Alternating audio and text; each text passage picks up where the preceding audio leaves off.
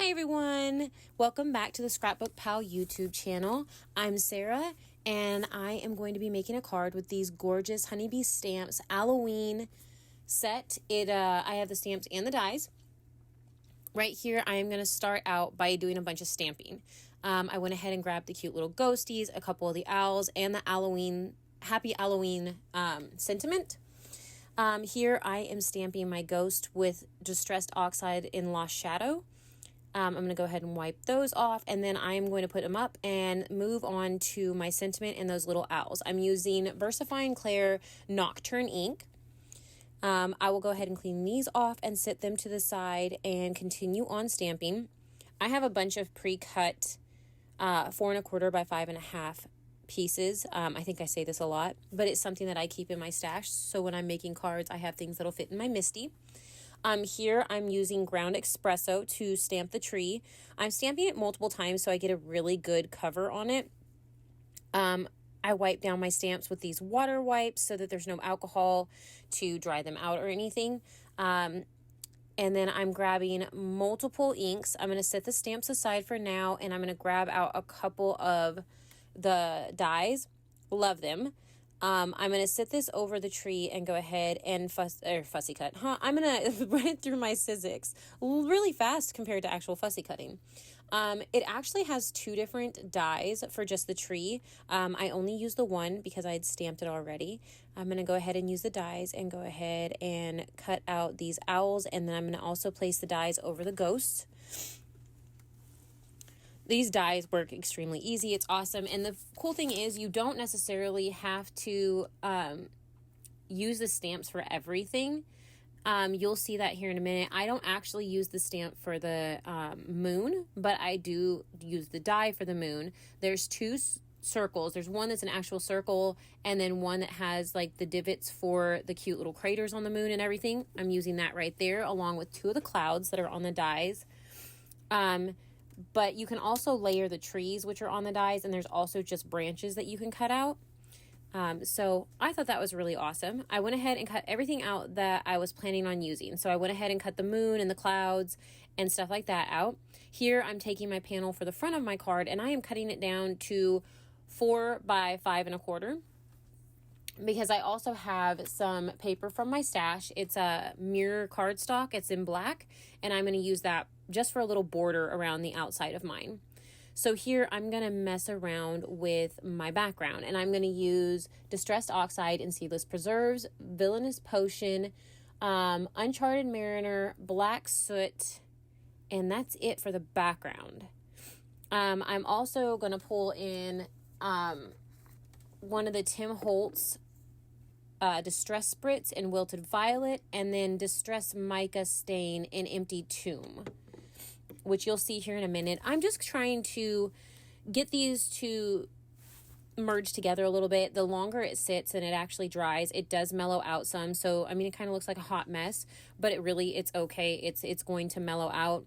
And I did not finish the upper left-hand corner because that's where I'm going to be sticking the moon. So right now I'm switching things over. I was going to switch over and start my other inking, but I decided to go ahead and grab the Distressed Spritz and the Distressed Mica Stain and go ahead and splatter these so I can sit them to the side and let them dry while I'm doing something else. Wipe up my little mess. And then this is the moon. So I am using Squeezed Lemonade and Scattered Straw to play with the moon. It's just a little bit different of a tint. The Squeezed Lemonade is really, really bright yellow. The Distressed Straw or the Scattered Straw is just a little more toned down and muted. So I thought that would work well. And then I'm also back to the Lost Shadow on the bottom portions of the cloud. I'm doing it on 3 clouds. I only end up using 2 clouds though. But this way it just added a little more dimension to them. So I went ahead and finished those. I am going to clean up my hands and roll this just to make sure it's dry. I'm going to go ahead and add some 3D foam to the back of this before I stick it on that mirror cardstock. And I do mess up. I don't know if anybody else does this, but I peel all those off, and I know that I am going to be trimming some of the dies. So I have got to lean over and grab the little paper pieces that were on the back of that and stick them back on them so I can continue actually working with this. So what I decide to do is actually lay things out to see where I want them before I remove the back of that. I am playing with the little owls. As you see, certain things are hanging off and everything. And so I know those are going to need to be trimmed before I stick them down. I'm going to add a little bit of glue on these, behind these clouds, including behind where I'm going to stick this. And I was going to stick my Owlloween sentiment down, my happy Owlloween, and I start removing the pieces. It's the second time I do that with this card. I just sometimes have those days. Any of y'all do that too? But I realized what I'm doing, so I went ahead and stopped, and I went ahead and started gluing some of these down. I decided I wanted to pop a few of the little ghosts up. I also end up popping up the owls, but I still have to glue down the tree. And again, it does hang over the edges, so I knew it was going to have to be trimmed off, and so that's one reason I decided not to stick it to the mirror cardstock yet. I'm going to go ahead and add these little bits here.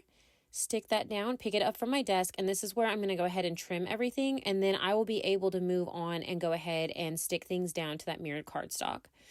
I cleaned up my little bit of a mess, shut my glue because it will dry shut. And I'm going ahead and sticking everything down. I am going to grab some adhesive here, and I'm going to put it on the back of my panel and stick it on my card base. I have a ton of these laying around as well. And that finishes this card. I really do hope that you enjoyed this. Make sure to go to the Scrapbook Pals channel and look at all the amazing stamps that they have on there. And make sure to like and subscribe so that you're notified when anybody uploads to this channel. There are so many talented people that create for this team. So make sure you do that. Thank you so much for watching, and I hope you have a great day. Bye.